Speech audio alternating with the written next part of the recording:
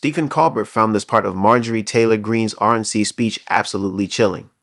Stephen Colbert began his Monday show with an earnest condemnation of violence and violent rhetoric in the wake of the attempted assassination of President Trump, before launching into a humorous bit about one especially chilling statement Marjorie Taylor Greene made at the Republican National Convention on Monday night.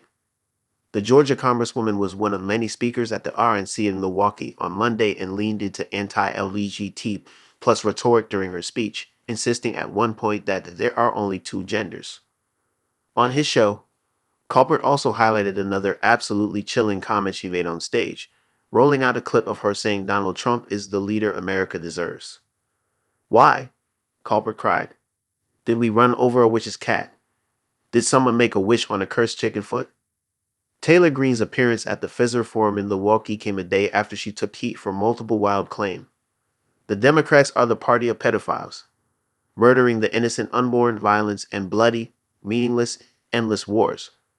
They want to lock up their political opponents and terrorize innocent Americans who would tell the truth about it. The Democrat Party is flat out evil, and yesterday they tried to murder President Trump.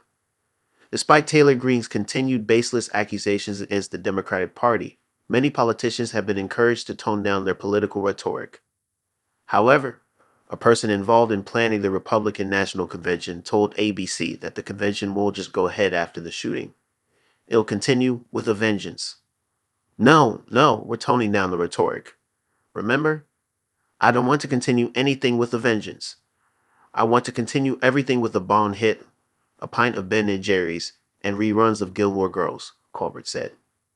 In the past few days, Trump, whose ear was injured after a bullet grazed past him while he stood on stage at his campaign rally on Saturday, has been repeatedly calling for American unity and to stand united together in the aftermath of the shooting that killed one rally goal.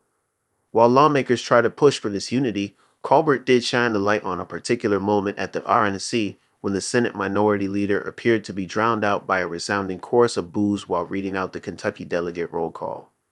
Unity? Colbert reacted to the booing. People ask what gives me hope.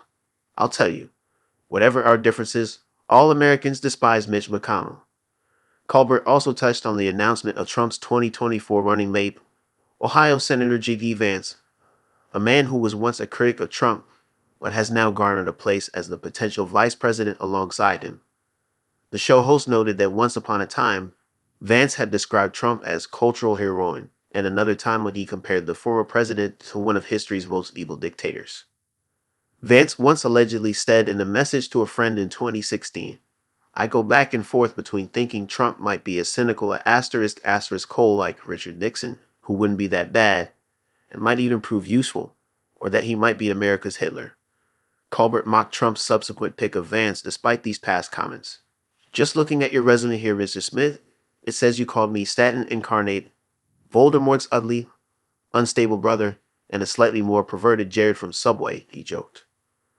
"Oh, but you are proficient in Excel. Welcome aboard," Colbert added. While Colbert did perform jokes about Republican politicians and the convention on Monday, he also delivered an earnest message in response to the shooting at the rally, condemning the violence that ensued. "My immediate reaction when I saw this on Saturday were horror at what was unfolding, relief that Donald Trump had lived, and frankly grief for my beautiful country," the Late Show host said, adding he was also horrified that attendees were also shot, one of which had died as a result.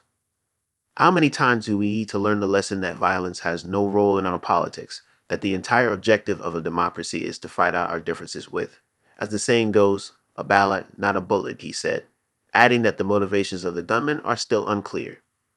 "Our job as American citizens is to reject violence and violent rhetoric in this time of crisis, however hard we want to fight for our ideas," he said.